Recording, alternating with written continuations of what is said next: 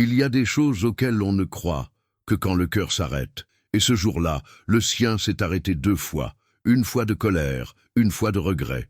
Ce n'était censé être qu'un recouvrement de plus, une expulsion de plus, une signature froide de contrat, comme tant d'autres. Mais quand il a poussé la porte de cette chambre de bonne puant le moisi et la tristesse, il a vu. La femme était là, assise à même le sol, cousant avec le fil de sa propre douleur, littéralement. Ses mains tremblaient enflées, ses doigts écorchés laissaient couler du sang et pourtant, elle ne s'arrêtait pas. Une aiguille dans la main droite, un tissu sale dans l'autre, elle faisait point après point, comme une machine. Couture sur couture, douleur sur douleur, comme si cela était le dernier fil qui retenait encore son monde entier. « Bonjour », dit-il froidement. Mais elle ne répondit pas. Elle leva les yeux brièvement, comme pour s'excuser d'être encore en vie, et retourna à son tissu. « Vous savez pourquoi je suis là, n'est-ce pas ?» continua-t-il. Elle hocha la tête, mais ses yeux n'ont jamais rencontré les siens. C'est alors qu'il remarqua, le tissu qu'elle recousait, c'était une couche. Une petite couche d'enfant, déjà sale, effilochée, misérable. Elle la reprenait pour ne pas la jeter, pour pouvoir la réutiliser, parce qu'elle n'avait pas le choix, et dans un coin du matelas jauni, un petit pleur discret, un bébé, maigre, rouge. Enveloppé dans un t-shirt de football en guise de couverture, le millionnaire s'éclaircit la gorge, durcit le regard, sortit de sa sacoche l'avis d'expulsion. « Madame Vera, cela fait déjà 3 mois. J'ai de la peine, mais... » « Ne vous en faites pas. Je ne veux pas de votre pitié, » répondit-elle sans lever les yeux. Et elle continua de coudre. Le son de l'aiguille, traversant le tissu, se mélangeait au silence pesant de l'homme. La pitié, je la réserve à ceux qui la méritent. Mais vous avez eu le temps. Enfin, elle s'arrêta, essuya ses doigts sur son tablier, et pour la première fois, le regarda droit dans les yeux. « Vous avez déjà pleuré en cousant avec votre propre sang ?» demanda-t-elle. Cela lui glaça l'échine, car ce n'était pas une question, c'était une condamnation. Il ne savait pas quoi répondre, mais quelque chose en lui trembla, comme si cette femme pauvre, sale, sentant le lait caillé, avait vu une part de lui qu'il avait lui-même oubliée. Et alors, il vit, dans un coin de la pièce, un diplôme jauni, encadré de rubans adhésifs. Diplômé en design de mode, Université de l'État de São Paulo. C'est à cet instant qu'il comprit, la femme qu'il s'apprêtait à expulser avait un jour habillé des gens importants. Elle avait rêvé, elle avait volé haut, et maintenant, elle recousait des couches sales avec des doigts en sang, pour ne pas perdre le seul toit qui lui restait. Son cœur battit autrement. Mais il ne savait pas encore quoi faire de tout cela. Puis, le bébé toussa, une toux sèche, profonde, comme celle d'un adulte. Elle se précipita, prit l'enfant dans ses bras et le berça pour le calmer. La tête du petit tomba sur le côté, mollement. « Il a de la fièvre ?» demanda-t-il. Elle ne répondit pas. Il s'approcha, toucha le front de l'enfant et eut un choc. « C'est une brûlure ?» « C'était le fer », répondit-elle à voix basse.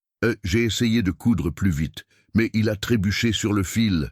Il est tombé. » Le millionnaire resta pétrifié.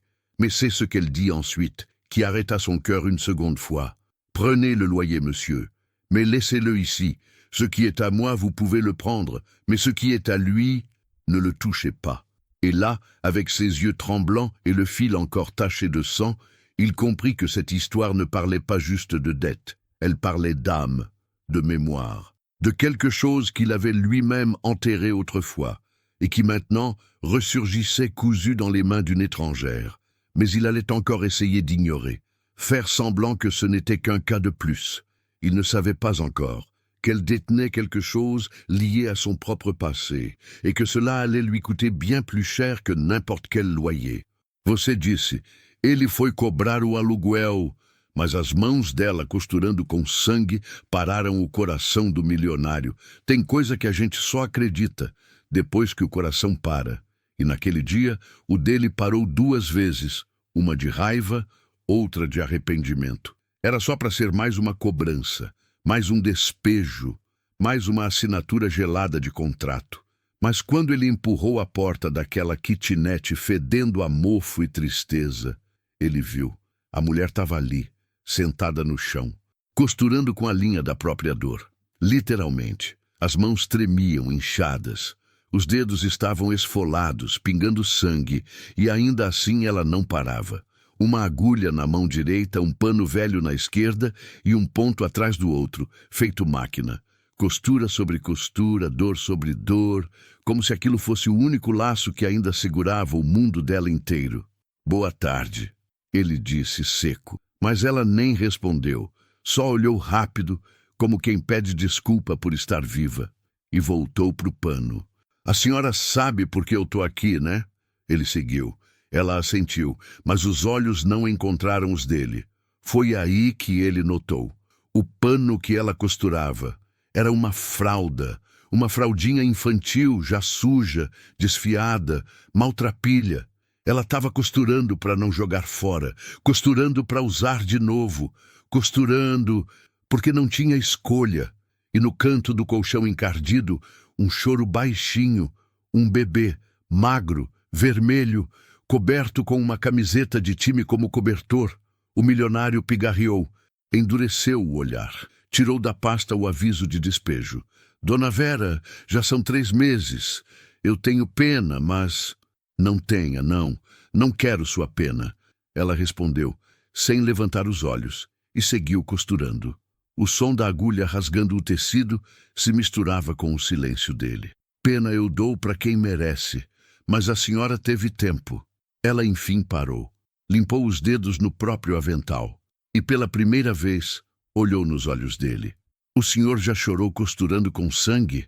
Ela perguntou. Aquilo gelou a espinha dele, porque não foi uma pergunta, foi uma sentença. Ele não sabia o que dizer, mas algo dentro dele tremeu, como se aquela mulher pobre, suja, com cheiro de leite talhado, tivesse visto uma parte dele que ele mesmo ignorava.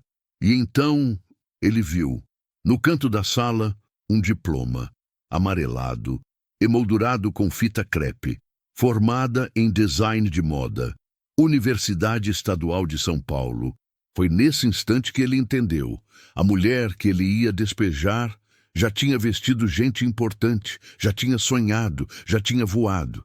E agora costurava fraldas sujas com os dedos sangrando para não perder o único teto que lhe restava. O coração dele bateu diferente, mas ainda não sabia o que fazer com aquilo. E foi então que o bebê tossiu. Uma tosse feia, profunda, como de adulto. Ela correu, pegou o menino no colo e o balançou tentando acalmar. A cabeça da criança caiu de lado, mole. "Ele está com febre?" ele perguntou. Ela não respondeu. Ele se aproximou, encostou os dedos na testa do menino e teve uma surpresa. Isso aqui é queimadura?" "Foi o ferro", ela respondeu baixinho. "Eu tentei costurar mais rápido, mas ele tropeçou no fio, caiu." O milionário ficou em choque, mas foi o que ela disse logo depois, que parou o coração dele pela segunda vez. "Pode tirar o aluguel, moço, mas deixa ele aqui. O que é meu pode levar, mas o que é dele, não toca." E ali, com os olhos dela tremendo e a linha ainda pingando sangue, ele entendeu que aquela história não era só de dívida, era de alma, era de memória, era de algo que ele próprio tinha enterrado lá atrás, e que agora ressurgia costurado nas mãos de uma estranha.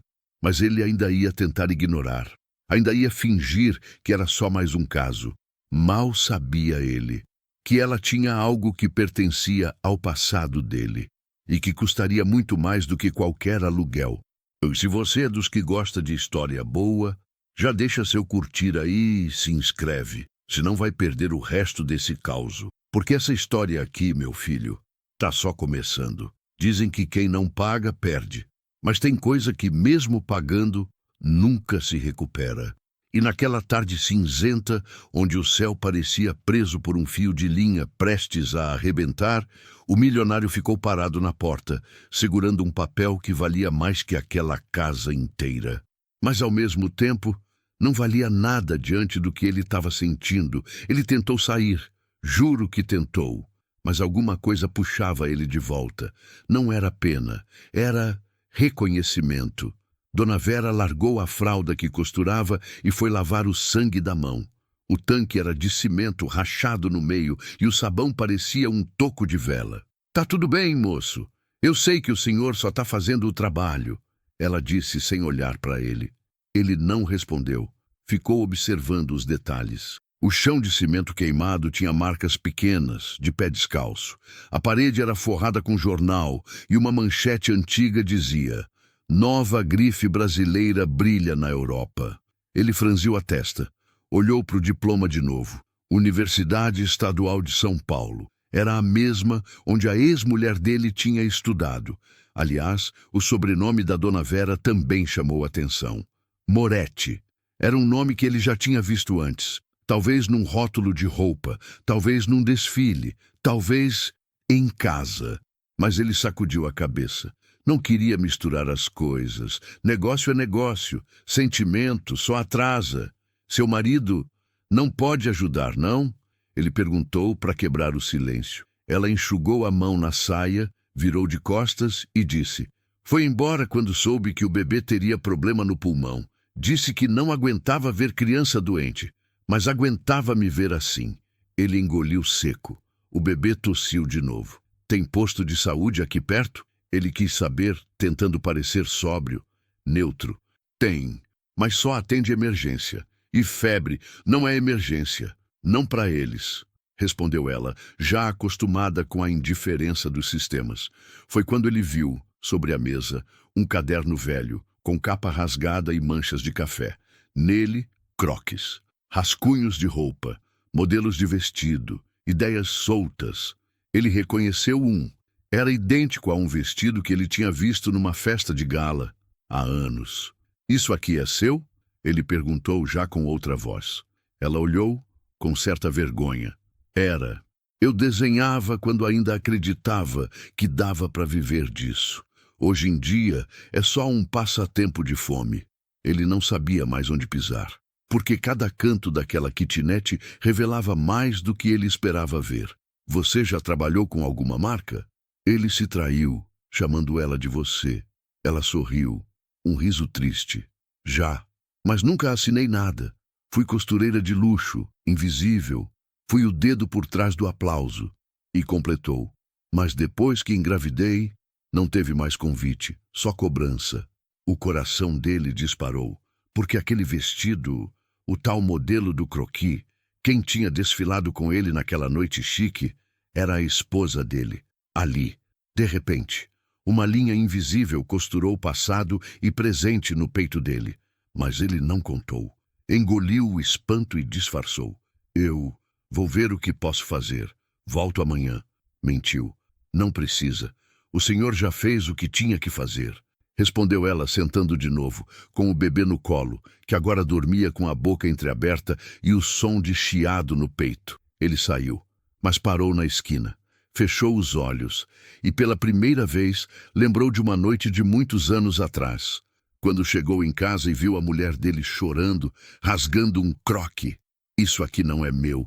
É dela. Ela que merece", tinha dito, jogando o papel fora. Só agora ele entendia. Só agora ele via. Talvez a mulher que ele despejaria fosse a mesma que, no passado, vestiu a mulher que o abandonou. E talvez aquele bebê fosse o último ponto da história que ele achava que tinha acabado. O milionário voltou para o carro com a alma mais pesada que a pasta. Entrou, bateu a porta, ligou o ar-condicionado no máximo, como se isso fosse apagar o calor da vergonha que queimava por dentro. "É só mais uma. É só mais uma." Repetia para si mesmo, como mantra de homem que quer se convencer de que ainda tem controle sobre a própria consciência. Mas o problema da verdade é que ela não precisa gritar para machucar. Ela só precisa sussurrar. E naquela noite, o sussurro era o som da agulha costurando fraldas manchadas de sangue. Chegou em casa, apartamento de luxo, cobertura com vista para o centro, silêncio caro, tapete importado, taça de cristal esperando no aparador. Mas a cabeça dele não estava ali. Na mesa de vidro, o jantar preparado pela empregada. Nem tocou. No espelho do lavabo, o rosto dele refletia uma inquietação que nem ele reconhecia mais. Vera Moretti, disse em voz alta, encarando o próprio reflexo. Era um nome que voltava com gosto de coisa antiga. Abriu o computador, digitou, pesquisou. Vera Moretti, designer Vera Moretti, desfile Milão 2012 Vera Moretti, desaparecimento. E então, uma foto. Ele reconheceu. Ela estava lá, anos mais nova, sorrindo ao lado de 3 modelos com vestidos idênticos ao croque que ele tinha visto naquela tarde. Era ela, a mesma mulher, mas com luz nos olhos e dignidade na postura. Mais abaixo, uma nota de rodapé. Vera Moretti desapareceu do cenário da moda após a acusação de plágio por parte de uma grande marca nacional. Nunca comprovado, o caso foi abafado pela mídia. O sangue dele gelou, porque ele sabia exatamente quem era o dono daquela marca. Ele mesmo. Não pode ser, murmurou. Lembrou de uma época em que sua empresa precisava crescer, mostrar poder, e um nome surgiu como Ajuda Criativa. Um nome feminino, talentoso, mas sem contrato, sem registro, tudo por debaixo dos panos. E agora, os mesmos panos eram fraldas costuradas com sangue.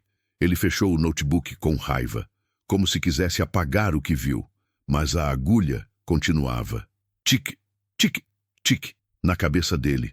Resolveu sair, pegou a chave do carro e foi até um bar. Whisky, fumaça, música baixa, gente importante fingindo que tá bem. Boa noite, senhor Antônio, disse o garçom puxando a cadeira. Ele não respondeu. Sentou. Pediu o de sempre. Do outro lado do salão, um grupo de empresários ria alto. Um deles levantou a taça e gritou: "Aos donos do Brasil! Aos que não pedem desculpa!" Ele sorriu amarelo, porque agora ele queria pedir desculpa, mas nem sabia por onde começar. Foi quando o garçom trouxe a bebida e disse meio tímido: "Desculpa perguntar, doutor, mas o senhor conhece uma moça chamada Vera Moretti?" Ele congelou. "Por quê?" "Porque ela me salvou anos atrás. Eu era costureiro numa oficina. Ela me ensinou tudo, me deu comida. Quando ela sumiu, a gente achou que tinha morrido." O milionário sentiu um nó na garganta. "Ela tá viva?" perguntou o garçom com esperança. "Tá. Mas não como antes." O garçom abaixou os olhos, emocionado. Ela dizia que costurar é a forma de gritar sem fazer barulho, e que um dia o mundo ia ouvir. Naquela noite, ele não dormiu. Deitou, rolou, levantou. E ao amanhecer, enquanto o céu ainda bocejava, ele tomou a decisão: voltar lá. Mas quando chegou, a porta estava entreaberta. Bateu. Ninguém respondeu. Entrou. E encontrou o pano no chão, o bebê sozinho no colchão, e um bilhete escrito à mão. "Fui tentar, uma última vez, mas se não der certo, leva ele para alguém que tenha coragem, porque eu tô cansada de não ser vista." O coração dele desabou, porque agora ele não era mais um cobrador, era um devedor. Dizem que a gente não pode costurar o passado, mas e quando ele já vem bordado na alma da gente, feito cicatriz que nunca fechou direito? O milionário entrou naquela kitnet pela segunda vez, mas agora com outro olhar. Nada mais de contrato, de aviso, de pasta. Agora era só ele e um bebê doente no colchão. A criança dormia, mas com o peito ofegante, como se cada suspiro fosse um esforço de guerra. Ao lado, uma sacola plástica com uma mamadeira improvisada e 2 potes de farinha. O bilhete dela ainda tremia na mão dele. "Se não der certo, leva ele para alguém que tenha coragem." Ele ficou parado ali, imóvel, como se o tempo estivesse prestes a costurar de volta um erro de décadas. E o nome dela martelava em sua mente como sineta de igreja antes da confissão: Vera Moretti. Pegou o celular. Ligou para a secretária. "Me arruma tudo que tiver no arquivo da Moretti." "Sim, a designer. Quero contratos, esboços, reuniões antigas, tudo." A voz do outro lado hesitou.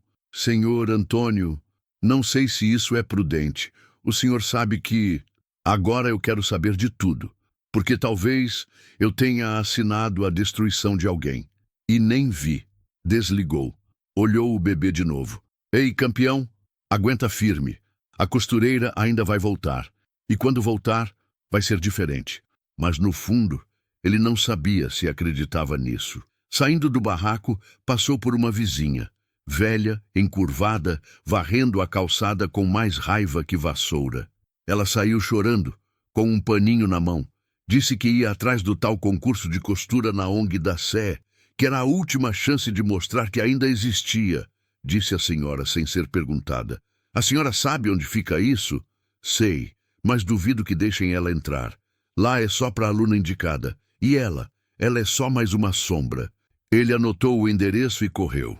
Enquanto dirigia pelas ruas do centro, lembrava da história daquela mulher que agora crescia como erva daninha dentro dele. Cada esquina parecia trazer uma memória abafada. Uma reunião onde alguém disse que ela era boa demais para ser só costureira. Um desfile onde os aplausos foram roubados. E aquela noite, aquela maldita noite em que ele viu o croquis dela nas mãos da própria esposa. Esse modelo é lindo. De onde tirou? Ele tinha perguntado. De uma menina. Peguei de inspiração. Ela respondeu com um sorriso que agora doía. Ele nunca mais tocou no assunto. Até agora.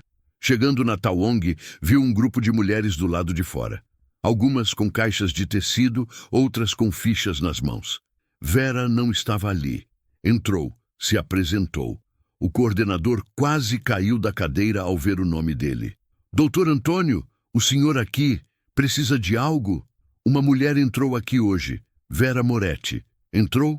Entrou, mas foi dispensada. Não tinha indicação. E o regulamento é claro. Onde ela está agora? Disse que ia para o viaduto, onde os outros se reúnem para tentar vender as peças. Disse que ia tentar pela última vez. O coração dele bateu forte, porque aquela frase, tentar pela última vez, tinha um som perigoso. Voltou para o carro, acelerou. Desceu embaixo do viaduto da Glicério, onde barracas improvisadas vendiam de tudo. Marmita, pano de prato, boneca de fuxico, máscara descartável. Ali, entre fumaça e buzina, ele viu. Ela, sentada numa caixa de feira com a agulha na mão, costurando. Mas não era pano, era um papelão. Ela desenhava costuras imaginárias, como se a realidade tivesse sumido e só sobrasse memória. Vera, ele chamou. Ela levantou os olhos, arregalou. O que o senhor está fazendo aqui? Perguntou, assustada. Ele se ajoelhou. Sim, o homem que pisava tapete de R$ 5.000 ajoelhou na calçada. Eu vim te pedir perdão e te contar uma coisa que talvez você já saiba. Ela abaixou a cabeça e respondeu, se for sobre o vestido, eu sabia, sempre soube. Ele segurou a mão dela e viu que ainda sangrava. Mas tem mais coisa, Vera. Tem algo que nem você sabe. Algo sobre seu filho que pode mudar tudo. Ela franziu o senho. O que o senhor está dizendo? Ele engoliu seco, porque naquela hora ele não sabia como dizer o que estava prestes a explodir. Mas o que ele descobriu no bilhete da ex-mulher, horas antes, dizia tudo. Se você ver uma mulher chamada Vera com uma criança no colo, saiba que o sangue que ela costura talvez também seja seu. O que será que aconteceu entre o milionário Vera e essa ex-esposa fantasma?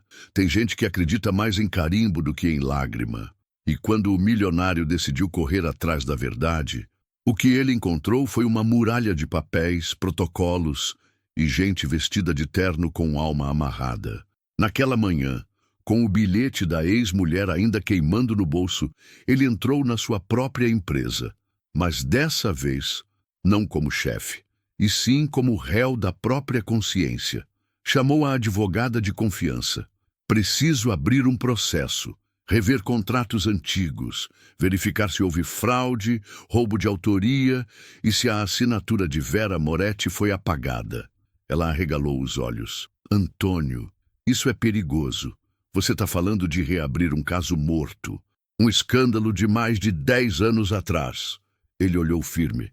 Então vamos desenterrar o defunto, porque ele ainda respira nos becos dessa cidade. Ela respirou fundo. Você sabe o que isso pode causar? Seu nome pode ir para o lixo. A imprensa vai massacrar. E se descobrirem que você sabia e calou, eu calei. E agora vou gritar. A mulher fechou a pasta. Tá bom, mas se prepare, porque a justiça tem sono leve, mas quando acorda, morde. Enquanto isso, Vera estava sentada no banco de uma UBS. O filho nos braços, ainda com febre. Na ficha, escreveram com letra torta, quadro gripal, orientado a hidratar. Ela chorava calada, porque a dor já tinha virado rotina. Foi então que o celular dela tocou. É a senhora Vera Moretti, disse a voz do outro lado. Sou. Aqui é do Departamento de Registro de Propriedade Intelectual. O nome da senhora apareceu numa notificação vinda da empresa AL Tecidos, um pedido de reavaliação de autoria. Ela ficou em silêncio. A senhora teria como comparecer amanhã para dar seu depoimento? Vera quase não acreditava. É uma brincadeira? Não, senhora. O documento foi assinado pelo próprio presidente da empresa, Antônio Leal. Ela desligou, tremia, olhou para o filho e, pela primeira vez em anos, sorriu com medo. No dia seguinte ela foi. Chegando lá, o segurança barrou na porta. Identidade? Vera Moretti. Nome não consta na lista de acesso. Ela mostrou o papel. O segurança foi até a recepção. Ligou. Conferiu. Voltou desconfiado. Acompanhe-me. Subiu. Ao entrar na sala de reunião, uma mesa de 12 lugares, e todos ocupados, advogados, diretores, um representante do Ministério Público. E no centro, Antônio. Ela entrou devagar, sentou, e ninguém a cumprimentou. Uma mulher engravatada começou. Senhora Vera, estamos aqui para esclarecer que seu nome foi envolvido num processo antigo, relacionado ao uso de croquis. A empresa AL Tecidos, na época, não reconheceu sua autoria, mas novas informações vieram à tona. Ela assentiu, mas tremia. A senhora confirma que os desenhos são seus? Sim, são, disse com a voz embargada. Um dos diretores, impaciente, murmurou. Isso vai dar confusão. Antônio bateu na mesa. Se der confusão, que dê, mas com verdade. A gente vive num país onde costureira é chamada de tia da barra e estilista rica é chamada de visionária. Tá errado, e eu fui cúmplice disso. Silêncio. Quero que o nome dela seja reconhecido, oficialmente, retroativamente, com direito autoral, com tudo. Um dos advogados cochichou. Você tá louco. Isso pode reabrir processo, gerar indenização, virar manchete. Então que vire. Porque a manchete que me interessa é ver essa mulher de pé de novo. Vera chorava calada, mas foi o que veio depois, que fez a sala estremecer. Um outro advogado, jovem, levantou. E sobre o bilhete da ex-mulher, o senhor pretende levar isso adiante? Todos olharam para Antônio. Ele fechou os olhos, respirou fundo e disse, se o que ela escreveu for verdade, aquele bebê é meu. O ar sumiu da sala. Vera se levantou em choque. Como assim? Ele encarou. Você lembra da noite em que te roubaram o croquis? Lembra do evento que você faltou porque passou mal? Ela assentiu. Minha ex estava grávida na época, disse que perdeu. Mas o bilhete diz o contrário. Diz que o filho foi entregue para você. Vera cambaleou. Você está dizendo que o meu filho pode ser nosso. E ali, no meio de uma sala onde só existiam cifras e cláusulas, tem dor que é tão antiga que, quando volta, a gente reconhece pelo cheiro. E naquela noite, depois da reunião que virou terremoto, Vera voltou para a kitnet com o filho nos braços e o mundo nas costas. O bebê dormia, ofegante, como se o sono lutasse contra a própria vida. Ela colocou ele no colchão, sentou no chão e chorou. Mas não era aquele choro escandaloso de novela. Era um choro miúdo, abafado. O tipo de choro que só costureira entende, que entra pela agulha e escorre pelo pano. Na mente dela, tudo voltava em pedaços. A gravidez, o sumiço da amiga que prometeu ajuda, o hospital que não explicou direito, a confusão de papéis e aquele bebê que apareceu nos braços de uma mulher dizendo: é seu, ele precisa de você. Ela nunca perguntou, nunca teve coragem. Criou o menino como se fosse dela, porque o peito pedia, mas o coração sempre teve um ponto solto. Agora, esse ponto se abria e não dava mais para costurar. Na manhã seguinte, Antônio acordou cedo, mas não levantou. Ficou ali, olhando para o teto branco da cobertura como se buscasse alguma explicação pintada na massa corrida. Ele tinha tudo, mas tudo já não fazia sentido. A mulher tinha ido embora. O filho talvez nunca fosse seu, ou talvez fosse. E uma costureira que ele quase despejou, agora era o centro do universo dele. Levantou, pegou o carro, foi até a casa dela.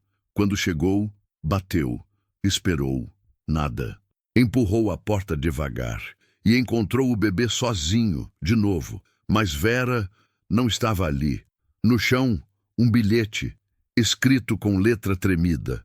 Não quero ser mistério nem caridade, só quero silêncio. Fui embora antes que alguém tente me costurar de novo com linha de mentira. O coração dele disparou. Pegou o bilhete, correu para os vizinhos.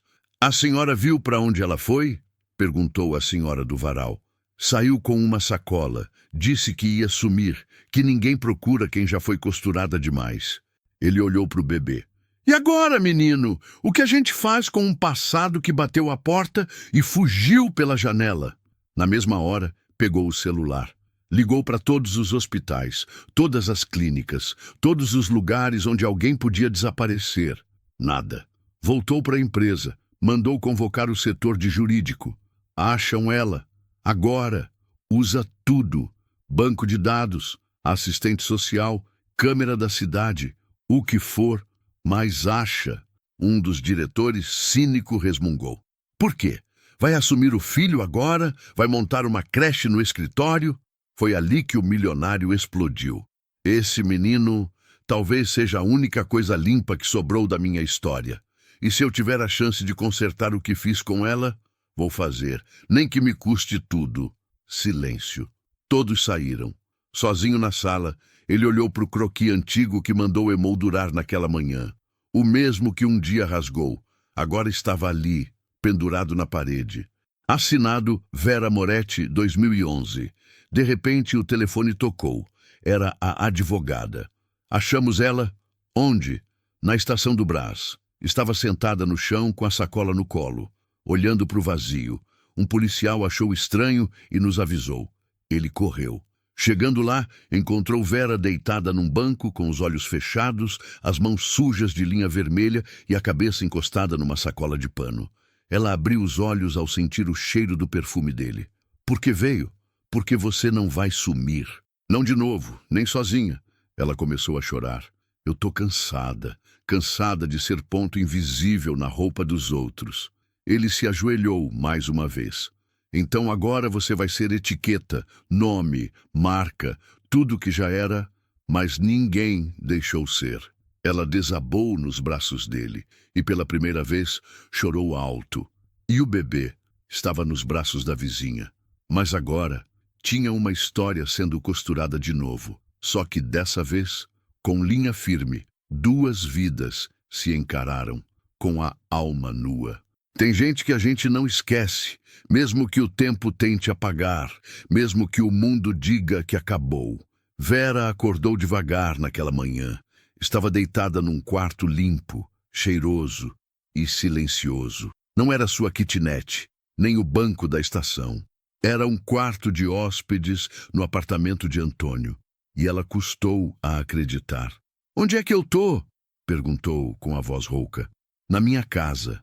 Mas só até você ter a sua de volta, respondeu ele trazendo um copo d'água. Ela se sentou. Olhou em volta. Lençol branco, janela com vista, vaso com flor viva. Eu não devia estar aqui, murmurou.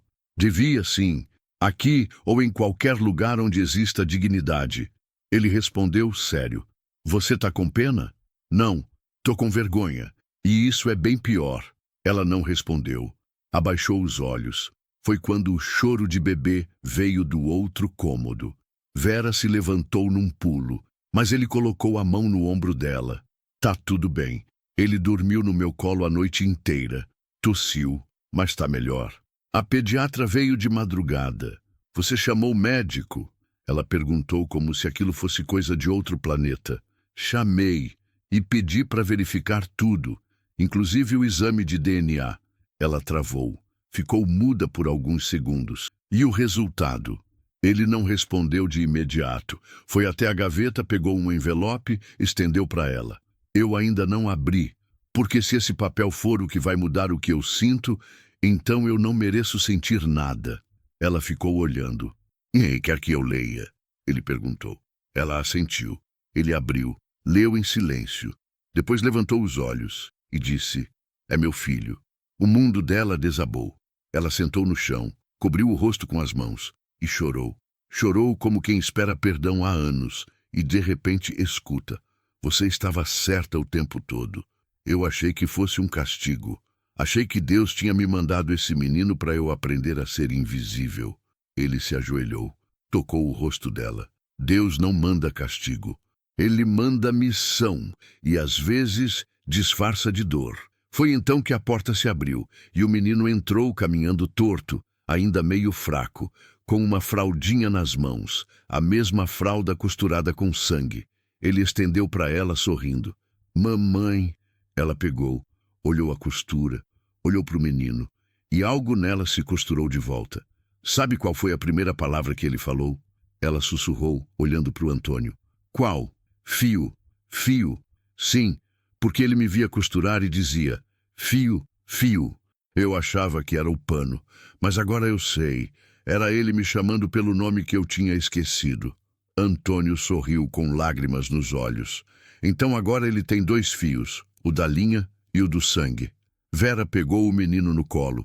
Ele encostou o rosto no pescoço dela e sussurrou: quente, mamãe. Ela fechou os olhos, porque fazia muito tempo que alguém não a chamava assim, com calor. E naquele instante, sem precisar de juiz, contrato nem assinatura, ela sabia. Agora, eles eram uma família.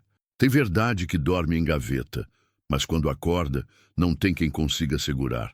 Era segunda-feira e o prédio da AL Tecidos estava lotado de imprensa, câmeras, microfones, repórteres curiosos feito abelhas em volta de melado podre. A notícia já tinha vazado. Multimilionário reconhece filho com costureira e reabre caso de plágio histórico na moda brasileira. Nos bastidores, os advogados corriam feito barata em cozinha acesa. E Vera estava ali, de pé, com uma saia simples, uma blusa remendada e um crachá de visitante pendurado no peito, mas com a cabeça erguida. E um filho nos braços. Antônio caminhava ao lado dela. Você não precisa fazer isso, disse ele, preocupado. Preciso sim, porque eu passei a vida sendo alguém que sumiu. Agora é minha vez de aparecer. Ela respondeu com os olhos firmes. Entraram na sala principal da coletiva. Do outro lado da mesa, os acionistas antigos da empresa. Gente que torcia o nariz para pobre, mas estendia a mão para cheque. Um deles, o mais velho, cochichou. Isso é suicídio corporativo. Mas o microfone já estava ligado. Antônio olhou para Vera. Ela assentiu. Então ele começou. Senhoras e senhores, a verdade é uma costura mal feita. Cedo ou tarde, arrebenta. E hoje a gente vai costurar o que foi rasgado. Vera respirou fundo. Eu sou Vera Moretti, costureira, ex-estilista invisível e mãe. Durante anos, meus desenhos foram desfilados com o nome de outras mulheres. E durante anos, eu calei, porque me ensinaram que pobre agradece até quando é roubado. A sala ficou muda. Mas agora, eu não calo mais. Um jornalista levantou. Senhora Vera, é verdade que a senhora tem um filho com o senhor Antônio? Ela olhou para Antônio. Ele respondeu, sim. E só descobri porque minha ex-mulher deixou um bilhete no fim da vida. Um bilhete que dizia: o que você perdeu está costurando fraldas com sangue. Outro jornalista perguntou: o senhor vai reconhecer legalmente? Já reconheci, Mas o mais importante, quero que ele cresça sabendo quem é a mãe dele. Uma mulher que sobreviveu à indiferença, à fome, ao apagamento e que agora vai ser chamada pelo nome. Nesse momento, um dos antigos diretores se levantou, vermelho. Isso é uma palhaçada. A empresa não pode se responsabilizar por erros de 10 anos atrás. Vera olhou para ele e respondeu com calma. A empresa não precisa. A história já se encarregou. Outro advogado tentou interromper, mas Antônio levantou a mão. Já preparei o que tinha que preparar. Todo o lucro gerado pelas coleções que usaram os croques dela será transferido para um fundo no nome dela. O reconhecimento oficial já está em cartório e a marca vai mudar de nome. Todos arregalaram os olhos. Como assim? Perguntou um jornalista. A partir de hoje, a AL Tecidos passa a se chamar Casa Moretti. A multidão aplaudiu. Vera caiu no choro. Eu não acredito. Acredite, porque agora você não é mais um rascunho. Você é a assinatura, ele disse com voz embargada. No fim da coletiva, enquanto todos saíam, uma jornalista jovem se aproximou. Dona Vera, posso tirar uma foto sua com seu filho? Ela olhou para o menino, que agora segurava um lápis de cor e rabiscava um papel no chão. Claro, mas espera um pouco. Pegou a fraldinha remendada, dobrou com cuidado. Colocou nos ombros como se fosse um chale. Pronto, agora sim. A foto foi tirada e estampou capas de jornais com a legenda. Ela costurou com sangue e bordou seu próprio nome na história. Tem recomeço que não precisa de fogos. Precisa só de silêncio e de chão firme para pisar. 2 meses depois da coletiva, Vera andava devagar por um espaço enorme, cheio de máquinas de costura novinhas, mesas largas, linhas coloridas e janelas abertas para o mundo. Era o antigo galpão da AL Tecidos, agora rebatizado, pintado, reestruturado. Acima da entrada, uma placa nova. Casa Moretti, Escola Livre de Corte e Costura para Mulheres. Ela olhava tudo com os olhos marejados. Você não está emocionada, né? Brincou Antônio, surgindo atrás dela com um café na mão. Tô tentando não parecer boba, disse, sorrindo tímida. Se for para parecer alguma coisa, que seja histórica, porque essa casa aqui agora é sua. Ele respondeu, oferecendo a xícara. Na parede, o quadro com o primeiro croquis. Abaixo dele, uma frase bordada à mão. Toda linha leva a algum lugar. Até aqui começa rasgando. Do outro lado do salão, várias mulheres costuravam juntas. Jovens, idosas, mães com crianças pequenas, gente que, como Vera, um dia também ouviu. Isso não é para você, mas agora era. E o mais bonito é que nenhuma costura era feita só com pano. Cada ponto ali carregava história, sobrevivência, raiva canalizada em arte. No fundo do galpão, uma porta de vidro levava à creche. Sim, uma creche, porque Vera fez questão. Não dá para ensinar uma mulher a costurar se o filho dela está chorando sozinho numa kitnet. Lá dentro, o menino corria com outras crianças. Ria e, de vez em quando, corria até o vidro para acenar para a mãe do outro lado. Vera encostou a mão no vidro, sorriu. E por um instante lembrou de quando ele quase não tinha onde dormir. Agora tinha sala, tinha comida, tinha nome e, o mais importante, tinha orgulho. Antônio se aproximou. O que foi? Nada. É que eu achei que nunca ia viver isso. E agora vive, porque você não pediu favor. Você tomou de volta o que sempre foi seu. Ela olhou nos olhos dele. E você? Como tá? Ele suspirou, tentando desamarrar a alma, porque a gente passa a vida costurando mentira, né? Para parecer que é forte. Mas no fim, o que segura a gente de pé é o que foi costurado de verdade. Ela colocou a mão no peito dele. E você tem o que aí dentro? Linha de algodão ou de aço? Ele deu risada. Hoje, acho que é linha de costureira, forte, invisível, e que segura tudo sem ninguém ver. Ela riu também. E por um instante ficaram os dois ali, em silêncio, até que uma das alunas gritou do fundo. Professora Vera, a máquina travou. Ela sorriu. Já volto, disse para Antônio, caminhando firme até o problema. Ele ficou olhando e pensou: ela nasceu para isso. Não para pedir perdão, mas para ensinar o mundo a remendar o que rasgou. Na saída, olhou para o letreiro de novo. Casa Moretti. Casa, porque agora ela tinha um lar. Moretti. Porque o nome dela finalmente valia mais que um aluguel atrasado. E dentro daquela casa, cada mulher era uma agulha viva, costurando o próprio destino, uma linha por vez. Tem linha que parece pequena, sem valor, mas quando arrebenta, é ela que derruba a roupa inteira. A história de Vera podia ter terminado num despejo, num enterro, num bilhete rasgado, mas terminou em algo muito mais raro: justiça. E não foi justiça de tribunal, não. Foi daquelas que vem devagar, feito ponto invisível na bainha do tempo. Hoje, se você passar pela rua São Vicente, vai ver um prédio antigo, reformado, cheio de cor e vida. É a Casa Moretti. Lá dentro, as máquinas de costura ronronam como bichos domesticados e as mulheres falam alto, porque agora podem. Na sala de recepção, um mural com retratos. E no meio deles, o de Vera, com a legenda: ela costurou com sangue, mas nunca costurou mentira. O menino cresceu, estuda, brinca. Diz que vai ser estilista ou astronauta, ou os dois. E Antônio? Bom, Antônio virou aquilo que nunca imaginou ser: presente. Presente no café da manhã, presente na reunião de pais, presente no cheiro do pano novo que Vera cria a cada semana. Ele não queria redenção. Ele só queria consertar o que tinha rasgado com as próprias mãos. E conseguiu. Mas o mais bonito dessa história não está no nome da empresa, nem nos jornais. Está no detalhe. No cantinho da etiqueta das roupas da Casa Moretti, bordado com linha dourada, vem escrito: feita com dignidade, costurada por quem nunca desistiu. Porque no fim das contas, é isso que sustenta uma alma.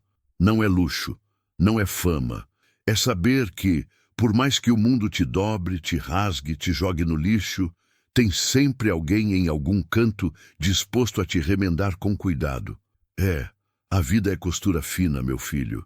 E tem gente que, mesmo com o dedo sangrando, não larga a agulha.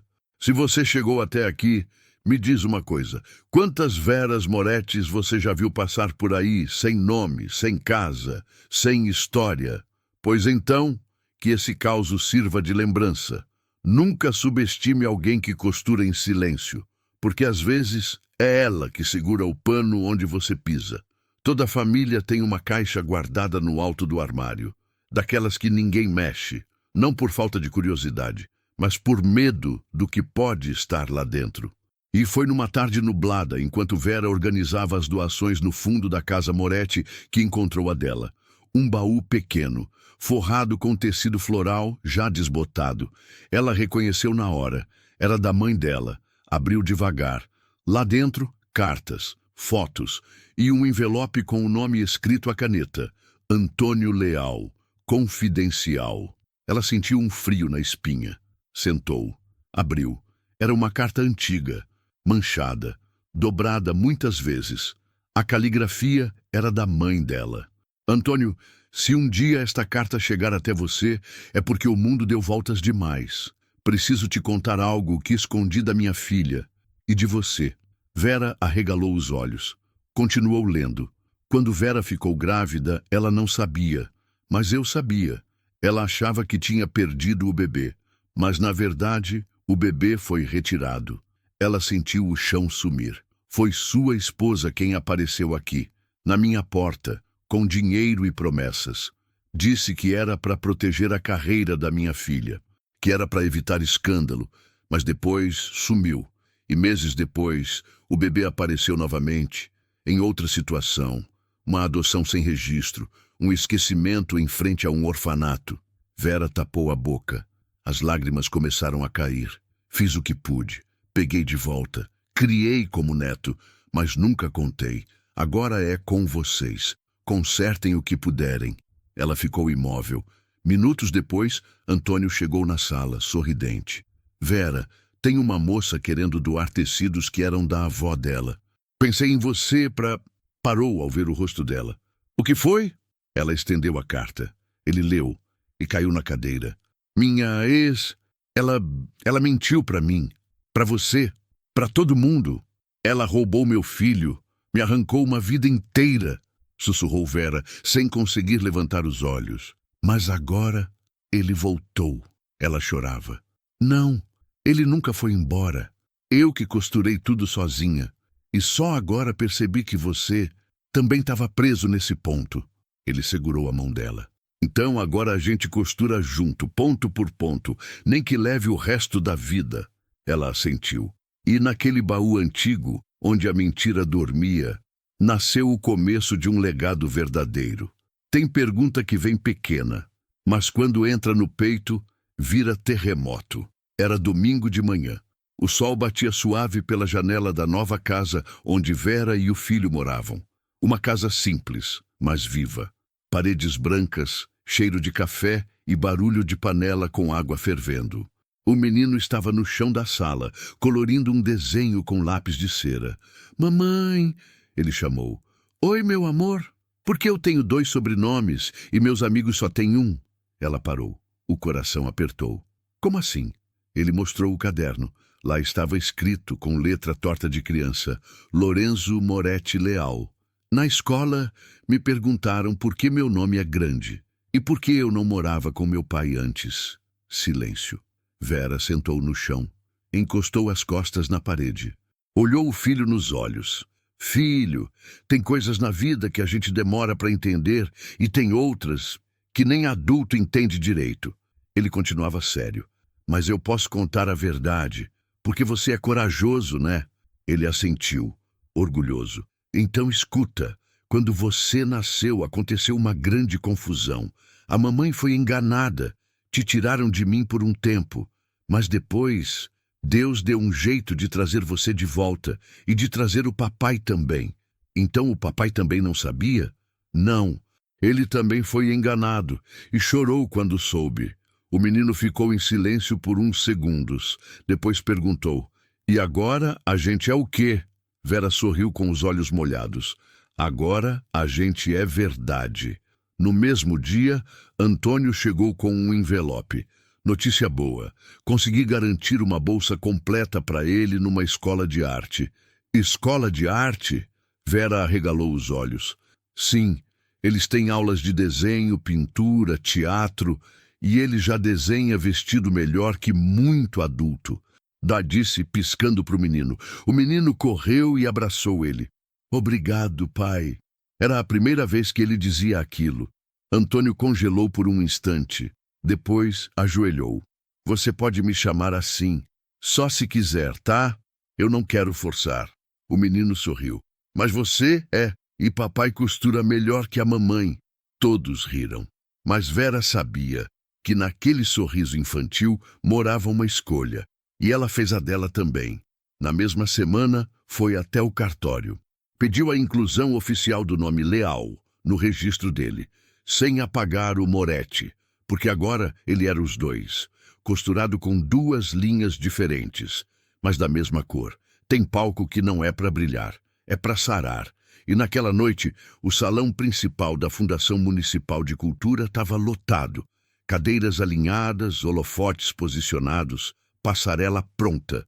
Mas o desfile não era só de moda, era de história. Primeiro desfile oficial da Casa Moretti. Tema: Pontos Invisíveis. Vera estava nos bastidores, mãos frias, coração em disparo, vestida de preto com um broche dourado no formato de agulha. Antônio a observava de longe.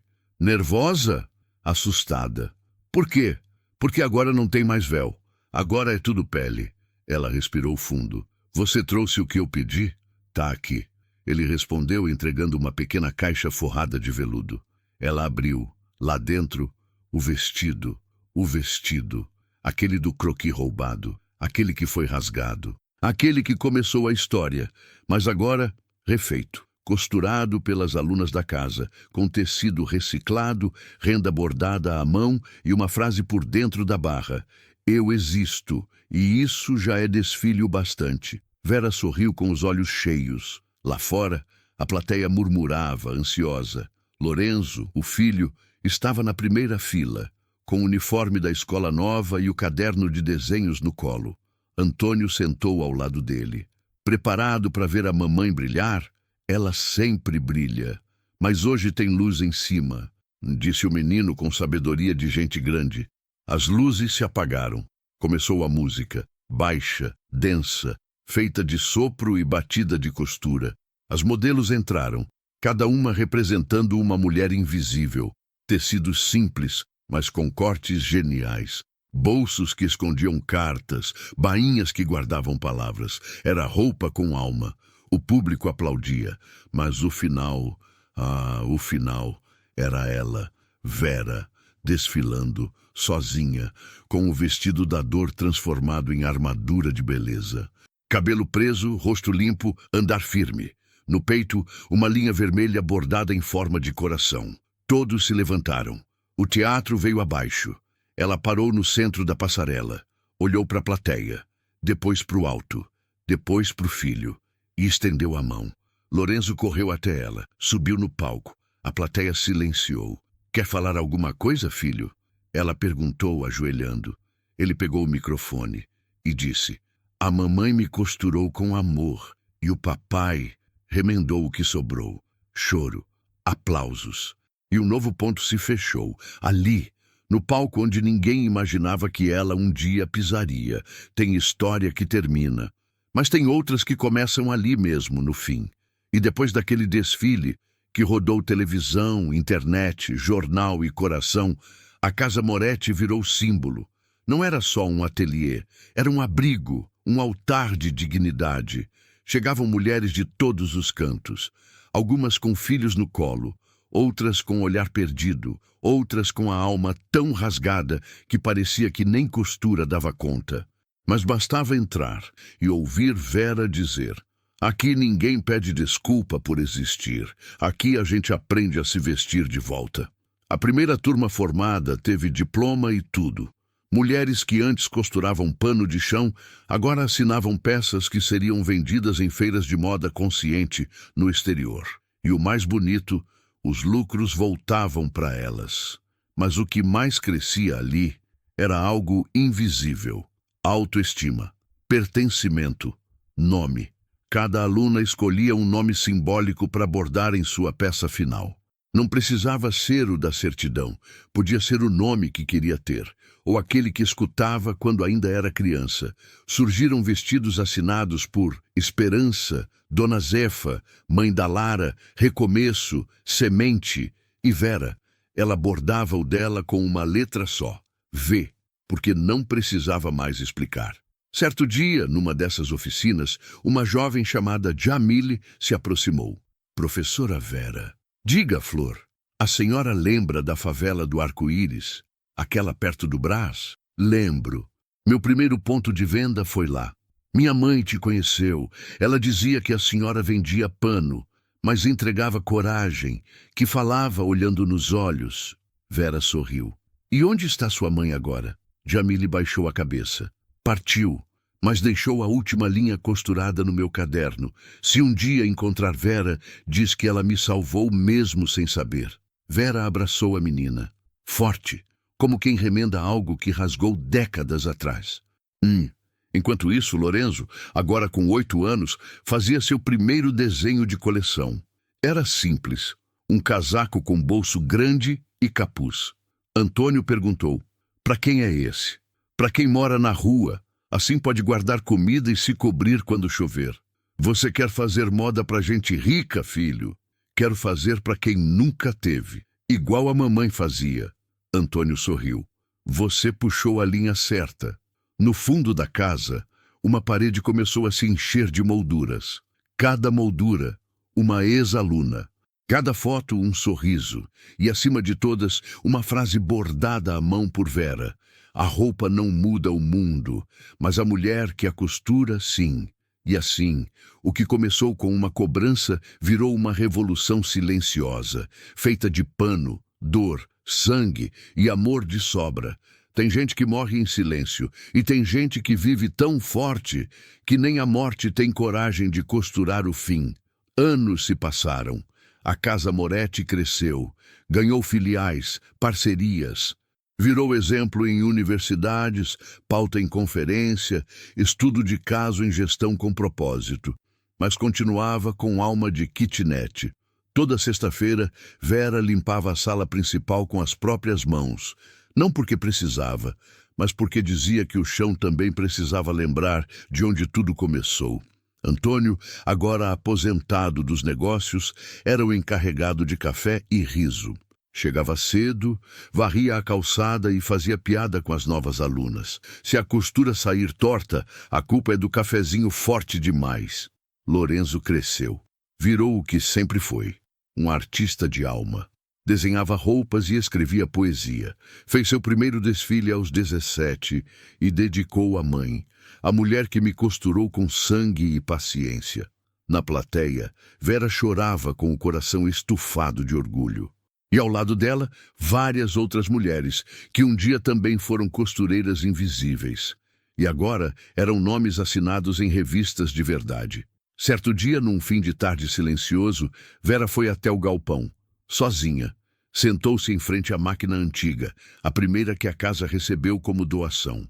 Colocou linha, tecidos e começou a costurar, sem molde, sem pressa, como quem fecha um ciclo com as próprias mãos. Do lado, um diário. Nele escreveu: "Se um dia eu partir, não quero flores. Quero que repassem meus moldes, que doem minhas linhas, que alguém use a minha agulha e que o menino que criei continue costurando esperança." Fechou o caderno, sorriu e naquele dia adormeceu com a cabeça sobre a máquina, em paz. Na manhã seguinte, o sol entrou pela janela como quem já sabia. Encontraram Vera ali, com a mão ainda pousada sobre o tecido. O ponto final da costura ainda fresco. O último vestido pronto. No bolso do vestido, um bilhete. Feito por Vera Moretti. Costurado com fé, costurado com fome, costurado com futuro. O enterro foi simples, mas o cortejo era feito de mulheres com linha no bolso e nome na alma. E no final da cerimônia, Lorenzo pediu a palavra. Disse assim: "Muita gente pensa que minha mãe morreu costurando, mas não. Ela morreu sendo costurada pela própria história. Cada ponto dela é um passo nosso." E apontou para o céu. "E se algum dia vocês olharem para cima e virem uma estrela tremendo, é só a mamãe tentando bordar um cobertor para quem ainda dorme na rua." Silêncio, lágrimas e um aplauso que não vinha das mãos, vinha do peito. Tem causo que não dá vontade de terminar. Mas a vida, meu filho, também precisa de ponto final. Só que o segredo é saber costurar esse ponto com linha de recomeço.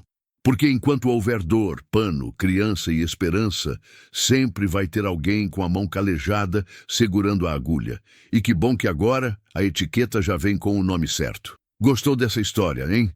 Então comenta aqui embaixo, diz o que mais te tocou nesse causo. Deixa seu curtir para fortalecer o canal.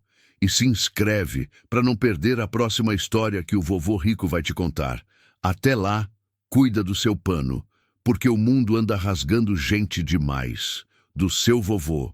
O ChatGPT disse: "Memória salva atualizada recebido, roteiro completo salvo com o título Ele foi cobrar o aluguel, mas as mãos dela costurando com sangue pararam o coração do milionário. Se quiser, posso gerar agora. Tradução completa para francês, inglês ou espanhol, capítulo por capítulo. Versão narrada em primeira pessoa, se quiser adaptar para outro formato. Prompts para imagem AI, Pixverse ou ImageFX. Título alternativo ou descrição para YouTube. É só dizer o que deseja a seguir. Você diz, tradução complète para o français sem pausa. O ChatGPT diz, voici la traduction complète en français, sans pause, du scénario. Il était venu réclamer le loyer, mais les mains d'une femme cousant avec son sang ont arrêté le cœur du millionnaire. Il y a des choses auxquelles on ne croit que quand le cœur s'arrête. Et ce jour-là, le sien s'est arrêté 2 fois, une fois de colère, une fois de regret. Ce n'était censé être qu'un recouvrement de plus, une expulsion de plus, une signature froide de contrat comme tant d'autres. Mais quand il a poussé la porte de cette chambre de bonne puant le moisi et la tristesse, Il a vu. La femme était là, assise à même le sol, cousant avec le fil de sa propre douleur, littéralement. Ses mains tremblaient, enflées. Ses doigts écorchés laissaient couler du sang, et pourtant, elle ne s'arrêtait pas. Une aiguille dans la main droite, un tissu sale dans l'autre, elle faisait point après point, comme une machine. Couture sur couture, douleur sur douleur, comme si cela était le dernier fil qui retenait encore son monde entier. « Bonjour », dit-il froidement, mais elle ne répondit pas. Elle leva les yeux brièvement, comme pour s'excuser d'être encore en vie, et retourna à son tissu. « Vous savez pourquoi je suis là, n'est-ce pas ?» continua-t-il. Elle hocha la tête, mais ses yeux n'ont jamais rencontré les siens. C'est alors qu'il remarqua, le tissu qu'elle recousait, c'était une couche. Une petite couche d'enfant, déjà sale, effilochée, misérable. Elle la reprenait pour ne pas la jeter, pour pouvoir la réutiliser, parce qu'elle n'avait pas le choix. Et dans un coin du matelas jauni, un petit pleur discret. Un bébé, maigre, rouge, enveloppé dans un t-shirt de football en guise de couverture.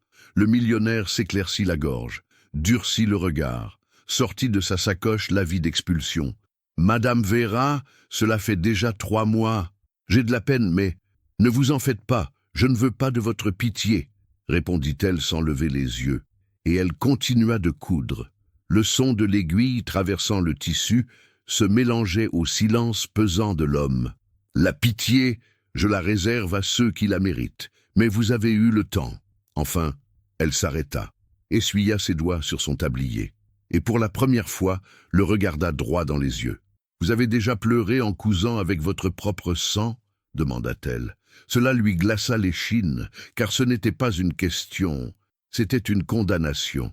Il ne savait pas quoi répondre, mais quelque chose en lui trembla, comme si cette femme pauvre, sale, sentant le lait caillé, avait vu une part de lui qu'il avait lui-même oubliée. Et alors, il vit, dans un coin de la pièce, un diplôme jauni, encadré de rubans adhésifs. Diplômé en design de mode, Université de l'État de São Paulo. C'est à cet instant qu'il comprit. La femme qu'il s'apprêtait à expulser avait un jour habillé des gens importants. Elle avait rêvé, elle avait volé haut, et maintenant, elle recousait des couches sales avec des doigts en sang, pour ne pas perdre le seul toit qui lui restait. Son cœur battit autrement, mais il ne savait pas encore quoi faire de tout cela. Puis, le bébé toussa, une toux sèche, profonde, comme celle d'un adulte. Elle se précipita, prit l'enfant dans ses bras et le berça pour le calmer. La tête du petit tomba sur le côté, mollement. « Il a de la fièvre ?» demanda-t-il. Elle ne répondit pas. Il s'approcha, toucha le front de l'enfant et eut un choc. « C'est une brûlure. C'était le fer, » répondit-elle à voix basse. « J'ai essayé de coudre plus vite, mais il a trébuché sur le fil. Il est tombé. » Le millionnaire resta pétrifié. Mais c'est ce qu'elle dit ensuite, qui arrêta son cœur une seconde fois. « Prenez le loyer, monsieur, mais laissez-le ici. Ce qui est à moi, vous pouvez le prendre. Mais ce qui est à lui, ne le touchez pas. » Et là, avec ses yeux tremblants et le fil encore taché de sang, il comprit que cette histoire ne parlait pas juste de dette. Elle parlait d'âme, de mémoire, de quelque chose qu'il avait lui-même enterré autrefois, et qui maintenant ressurgissait cousu dans les mains d'une étrangère. Mais il allait encore essayer d'ignorer, faire semblant que ce n'était qu'un cas de plus. Il ne savait pas encore qu'elle détenait quelque chose lié à son propre passé, et que cela allait lui coûter bien plus cher que n'importe quel loyer. Tradução continua com fluidez até o fim. Por limite de tamanho desta resposta, prossigo no próximo bloco. Continuação da tradução em francês, sans pause. Il tenta de partir. Je vous jure qu'il essaya. Mais quelque chose le retenait. Ce n'était pas de la pitié, c'était de la reconnaissance. Dona Vera laissa tomber la couche qu'elle recousait et alla se laver les mains ensanglantées. L'évier était en ciment, fendu au milieu, et le savon ressemblait à un bout de bougie. « Tout va bien, monsieur. Je sais que vous ne faites que votre travail, » dit-elle sans le regarder. Il ne répondit pas, observait les détails.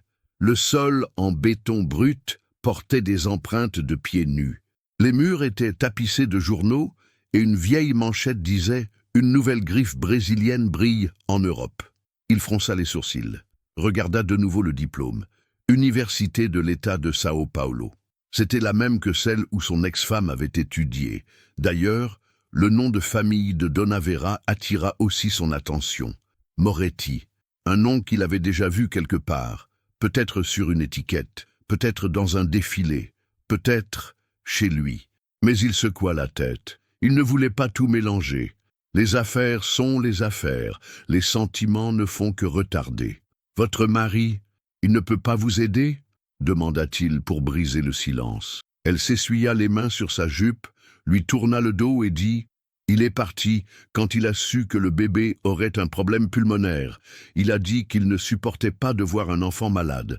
Mais me voir ainsi, ça, il pouvait. » Il ravala sa salive. Le bébé toussa à nouveau. « Il y a un centre de santé dans le coin ?» voulut-il savoir, essayant d'avoir l'air neutre. « Oui, mais ils ne prennent que les urgences. Et la fièvre, ce n'est pas une urgence. Pas pour eux, répondit-elle, déjà habituée à l'indifférence des systèmes. C'est alors qu'il vit, sur la table, un vieux cahier à la couverture déchirée et tachée de café. À l'intérieur, des croquis, des ébauches de robes, des idées éparses. Il en reconnut un. Il était identique à une robe qu'il avait vue à un gala des années auparavant. « C'est vous qui avez dessiné ça ?» demanda-t-il avec une autre voix. Elle le regarda, un peu honteuse. « Oui, je dessinais à l'époque où je croyais encore qu'on pouvait vivre de ça. Aujourd'hui, c'est juste un passe-temps de faim. » Il ne savait plus sur quel pied danser, parce que chaque recoin de cette chambre révélait plus qu'il ne voulait voir. « Vous avez déjà travaillé pour une marque ?» se trahit-il en l'appelant « vous ». Elle sourit, un sourire triste. « Oui, mais je n'ai jamais signé quoi que ce soit. J'étais couturière de luxe, invisible. J'étais la main derrière les applaudissements. » Et elle ajouta, « Mais après ma grossesse, plus d'invitations, juste des factures. » Son cœur s'accéléra, parce que cette robe, ce fameux croquis, celle qu'il avait portée cette nuit-là dans cette fête chic, c'était sa femme.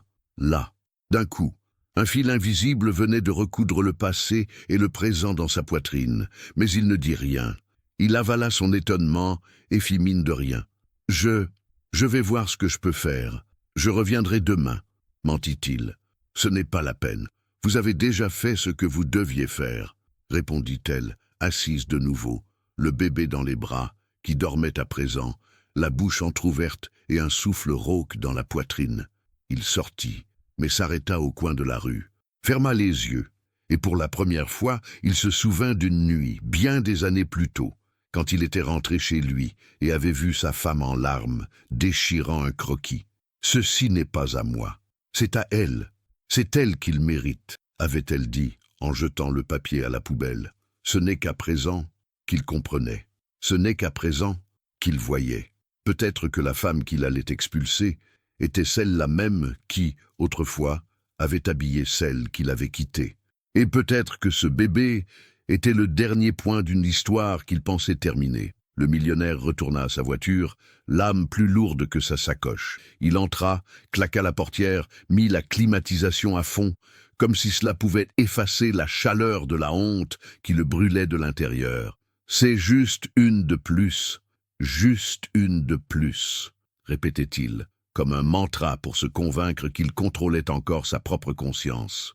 Mais le problème avec la vérité, c'est qu'elle n'a pas besoin de crier pour faire mal. Elle n'a besoin que de murmurer. Et ce soir-là, le murmure, c'était le son de l'aiguille cousant des couches tachées de sang. Il rentra chez lui. Appartement de luxe, penthouse avec vue sur le centre-ville.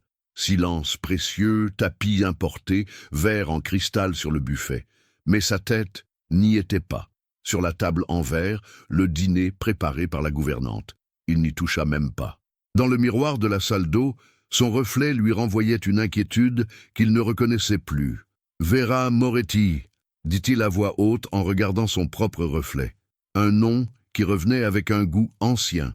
Il ouvrit l'ordinateur, tapa, chercha « Vera Moretti, designer Vera Moretti, défilé Milan 2012, Vera Moretti, disparition. » Et alors, une photo. Il la reconnut. C'était elle, plus jeune, souriante aux côtés de 3 mannequins portant des robes identiques à celles du croquis qu'il avait vu cet après-midi-là. C'était elle, la même femme, mais avec de la lumière dans les yeux et de la dignité dans l'attitude. Plus bas, une note en bas de page. Vera Moretti a disparu du monde de la mode après une accusation de plagiat de la part d'une grande marque nationale. Jamais prouvée, l'affaire a été étouffée par les médias. Son sang se glaça, car il savait exactement qui était le propriétaire de cette marque, lui-même. « Ce n'est pas possible », murmura-t-il. Il se souvint d'une époque où son entreprise avait besoin de briller, de s'imposer, et un nom était apparu comme aide créative. Un nom féminin, talentueux, mais sans contrat, sans enregistrement, tout sous la table. Et maintenant, ces mêmes tissus étaient des couches recousues avec du sang. Il referma l'ordinateur avec rage, comme s'il voulait effacer ce qu'il venait de voir. Mais l'aiguille continuait, tic, tic, tic, dans sa tête. Il décida de sortir, prit ses clés et alla dans un bar. Whisky, fumée, musique basse. Des gens importants faisant semblant d'aller bien. « Bonsoir, monsieur Antonio !»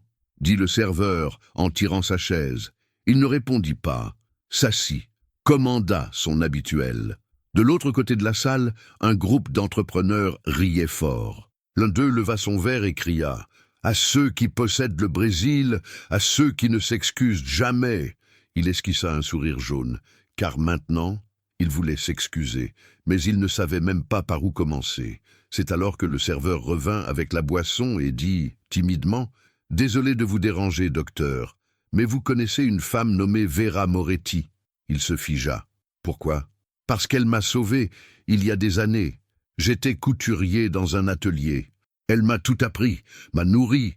Quand elle a disparu, on a cru qu'elle était morte. » Le millionnaire sentit un nœud dans la gorge. « Elle est vivante ?» demanda le serveur plein d'espoir. « Oui, mais plus comme avant. » Le serveur baissa les yeux, ému. Elle disait que coudre, c'était crier sans faire de bruit, et qu'un jour, le monde écouterait. Ce soir-là, il ne dormit pas.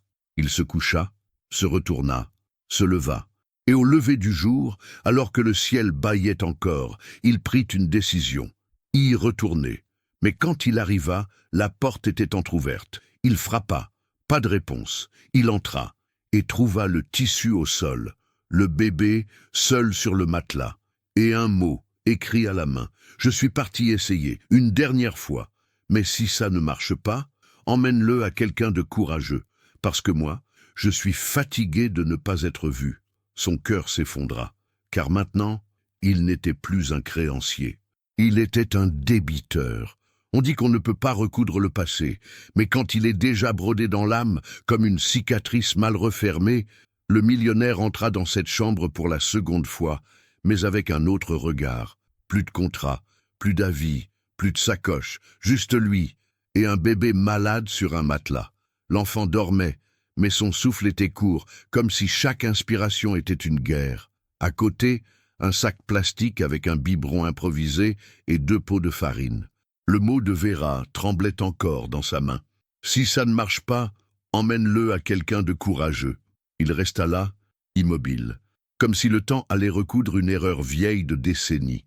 Et son nom à elle tambourinait dans son esprit comme une cloche avant la confession. Vera Moretti. Il prit son téléphone, appela sa secrétaire. « Trouve-moi tout ce qu'on a dans les archives sur Moretti. Oui, la designer. Je veux les contrats, les esquisses, les réunions anciennes. Tout. » La voix de l'autre côté hésita. « Monsieur Antonio, je ne sais pas si c'est prudent. Vous savez que... Maintenant, je veux tout savoir. Parce que peut-être j'ai signé la destruction de quelqu'un et je ne l'ai même pas vu. » Il raccrocha, regarda à nouveau le bébé. « Hé, champion, tiens bon, la couturière va revenir, et quand elle reviendra, ce sera différent. » Mais au fond de lui, il ne savait pas s'il y croyait vraiment. En sortant du taudis, il croisa une voisine, vieille, courbée, balayant le trottoir avec plus de colère que de balai. Elle est partie en pleurant, avec un petit bout de tissu. Elle a dit qu'elle allait tenter ce concours de couture à l'ONG de la C, que c'était sa dernière chance de montrer qu'elle existait encore, dit la vieille dame, sans qu'on lui demande. « Vous savez où c'est ? » « Oui, mais je doute qu'il la laisse entrer. Là-bas, c'est sur recommandation. Et elle n'est qu'une ombre de plus. Il nota l'adresse et fonça. En traversant les rues du centre-ville, il repensait à l'histoire de cette femme qui grandissait en lui comme une mauvaise herbe. Chaque coin de rue ramenait une mémoire enfouie. Une réunion où quelqu'un avait dit qu'elle était trop douée pour rester simple couturière, un défilé où les applaudissements avaient été volés, et cette nuit-là, cette maudite nuit où il avait vu son croquis entre les mains de sa propre épouse. « Ce modèle est magnifique, où l'as-tu trouvé ?» avait-il demandé. « D'une fille, je m'en suis inspiré. » avait-elle répondu avec un sourire qui, aujourd'hui, faisait mal. Il n'avait plus jamais reparlé de ça, jusqu'à maintenant. Arrivé à l'ONG, il vit un groupe de femmes dehors, certaines avec des boîtes de tissu, d'autres avec des fiches en main. Vera n'était pas là. Il entra, se présenta. Le coordinateur faillit tomber de sa chaise en entendant son nom. « Docteur Antonio, vous ici, que puis-je faire? Une femme est entrée ici aujourd'hui. Vera Moretti. Elle est entrée? Oui, mais elle a été recalée. Pas de recommandation. Et le règlement est strict. Où est-elle allée? Elle a dit qu'elle irait sous le viaduc, là où d'autres essaient de vendre leurs pièces. Elle a dit qu'elle allait tenter une dernière fois.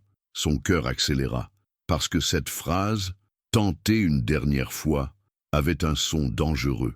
Il retourna à sa voiture, accéléra, descendit sous le viaduc du Glycério, où des stands improvisés vendaient de tout. Plats, faits, maisons, torchons, poupées en tissu, masques jetables. Là, entre fumée et klaxon, il la vit. Elle, assise sur une caisse, avec une aiguille en main. Elle cousait. Mais ce n'était pas du tissu, c'était du carton.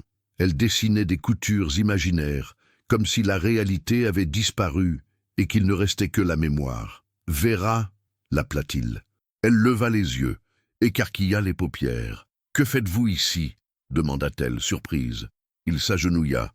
Oui, l'homme qui marchait sur des tapis à 5000 raies s'agenouilla sur le trottoir. « Je suis venu te demander pardon et te dire une chose que tu sais peut-être déjà. » Elle baissa la tête et répondit « Si c'est à propos de la robe, je savais, je l'ai toujours su. » Il prit sa main et vit qu'elle saignait encore. « Mais il y a plus, Vera, quelque chose que tu ignores, quelque chose à propos de ton fils qui peut tout changer. » Elle fronça les sourcils. « Qu'est-ce que vous dites ?»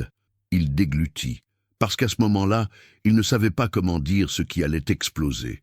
Mais ce qu'il avait découvert dans la lettre de son ex-femme, quelques heures plus tôt, disait tout. Si un jour tu vois une femme appelée Vera, avec un enfant dans les bras, sache que le sang qu'elle coud peut bien être le tien. Ce qui s'est passé ensuite, entre le millionnaire, Vera et cette ex-épouse fantôme, c'est une histoire d'archives, de silence et de justice en retard. Mais quand il décida de courir après la vérité, il trouva un mur de papier, de protocoles et de gens en costume, au cœur enchaîné. Ce matin-là, avec le billet de son ex brûlant encore dans sa poche, il entra dans sa propre entreprise, mais cette fois, pas en tant que patron, mais comme accusé de sa propre conscience. Il convoqua son avocate. « Ah, il faut rouvrir un dossier, revoir les anciens contrats, vérifier s'il y a eu fraude, vol d'auteur, et si le nom de Vera Moretti a été effacé. » Elle ouvrit de grands yeux. « Antonio, c'est dangereux. Tu parles de rouvrir un scandale vieux de 10 ans. Alors, réveillons le cadavre, parce qu'il respire encore dans les ruelles de cette ville. » Elle soupira. « Tu sais ce que ça peut engendrer? Ta réputation peut être détruite. La presse te broiera. Et s'il découvre que tu savais et que tu t'es tu, je me suis tu, et maintenant je vais parler. » Elle ferma son dossier. « D'accord, mais prépare-toi, parce que la justice a le sommeil léger, mais quand elle se réveille, elle mord. » Pendant ce temps, Vera était assise dans une salle d'attente d'un dispensaire public. L'enfant dans les bras, encore fiévreux. Sur le formulaire, ils avaient griffonné « État grippal », recommandé de bien hydrater. Elle pleurait en silence, parce que la douleur était devenue routine. Puis, son téléphone sonna. « Madame Vera Moretti ?» dit une voix au bout du fil. « C'est moi. Ici, le département de propriété intellectuelle. Votre nom apparaît dans une notification émise par la société AL Tissus, une demande de réévaluation de paternité de croquis. Elle resta sans voix. Vous pourriez vous présenter demain pour témoigner. Vera n'en croyait pas ses oreilles. C'est une blague? Non, madame. Le document a été signé par le président lui-même, Antonio Leal. Elle raccrocha, tremblante, regarda son fils. Et pour la première fois depuis des années, elle sourit avec peur. Le lendemain, elle y alla. À l'entrée de l'entreprise, le vigile la bloqua. Pièce d'identité, Vera Moretti. Ce nom ne figure pas sur la liste. Elle montra le papier. Le vigile alla vérifier à la réception. Appela, confirma, revint méfiant. Suivez-moi. Elle monta. À la salle de réunion, une grande table de 12 places, toutes occupées. Avocat, directeur, un procureur, et au centre, Antonio. Elle entra doucement, s'assit. Personne ne la salua. Une femme en tailleur ouvrit la séance. Madame Vera, nous sommes ici pour faire la lumière sur une ancienne affaire concernant l'usage de vos croquis. À l'époque, AL Tissus ne reconnut pas votre signature, mais de nouvelles preuves ont émergé. Elle acquiesça, tremblante. Confirmez-vous que ces dessins sont les vôtres? Oui, ils le sont, dit-elle, la voix nouée. Un directeur marmonna. Ça va faire du grabuge. Antonio frappa la table. Que ça en fasse. Mais avec vérité, on vit dans un pays où la couturière est la tata de l'ourlet et la styliste riche est une visionnaire. C'est injuste, et j'en ai été complice. Silence. Je veux que son nom soit reconnu, officiellement, rétroactivement, avec droit d'auteur, avec tout. Un avocat murmura. Tu es fou, ça peut relancer des procès, entraîner des indemnisations, faire la une. Qu'elle fasse la une, parce que la une qui m'intéresse, c'est de voir cette femme debout à nouveau. Vera pleurait en silence, mais ce qui suivit fit trembler la salle. Un autre avocat, jeune, se leva. Et au sujet du billet de votre ex-femme, envisagez-vous d'aller plus loin? Tous se tournèrent vers Antonio. Il ferma les yeux, respira profondément, et dit « Si ce qu'elle a écrit est vrai, cet enfant est le mien. » L'air disparut de la salle. Vera se leva, choquée. « Qu'est-ce que vous racontez ?» Il la regarda. « Tu te souviens de la nuit où on t'a volé ton croquis? Du défilé auquel tu n'as pas assisté car tu étais malade ?» Elle hocha la tête. « Mon ex était enceinte à cette époque. Elle disait avoir perdu le bébé. Mais le billet dit le contraire. Il dit que l'enfant t'a été confié. » Vera chancela. « Tu es en train de dire que mon fils peut être le nôtre. » Et là, dans une salle pleine de chiffres et de clauses, il y a des douleurs si anciennes qu'on les reconnaît à leur odeur. Ce soir-là, après la réunion qui devint un tremblement de terre, Vera rentra dans sa chambre avec son fils dans les bras et le monde sur les épaules. L'enfant dormait, respirant comme s'il luttait dans son sommeil. Elle le posa sur le matelas, s'assit par terre et pleura, mais ce n'était pas le cri d'un soap opéra. C'était un pleur discret, étouffé, le genre de pleur que seule une couturière comprend, celui qui passe par l'aiguille et coule dans le tissu. Et c'est ainsi que ce qui avait commencé comme une expulsion devint une révolution cousue de douleur, de fils et d'amour. Une maison vit le jour, des machines à coudre se remirent à ronronner, des femmes relevèrent la tête, et un petit garçon, autrefois endormi sur un matelas sale, dormait désormais sous un toit de dignité. Et tout cela parce qu'un jour, un homme a osé lire entre les points. Sur l'étiquette des vêtements de la Casa Moretti, on lit aujourd'hui « brodé en fil doré, fabriqué avec dignité, cousu par quelqu'un qui n'a jamais abandonné ». Fin.